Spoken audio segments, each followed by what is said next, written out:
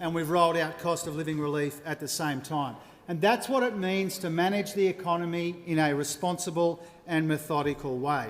Now, I'm asked about alternatives, Mr Speaker, but it's been almost 3 years now, and those opposite are yet to come up with any costed, coherent or credible policies on the economy. All we've got from them is lower wages for workers and longer lunches for bosses, with the taxpayers to foot the bill, Mr Speaker. He wants workers to pay for bosses' lunches, and he will smash the budget in the process. Now, this is the only kind of policy that could have been agreed at the tail end of a very long lunch, Mr Speaker. You can imagine them sitting around with the blue teeth and the soy sauce on the tie, coming up with the big ideas, Mr Speaker, and either they didn't know how much it cost when they announced the policy, or they didn't want Australians to know.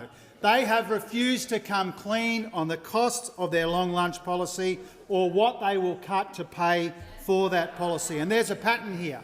On Sunday, the Leader of the Opposition was asked about whether there'd be cuts in the budget. He said there would be, but he wouldn't tell the Australian people until after the election.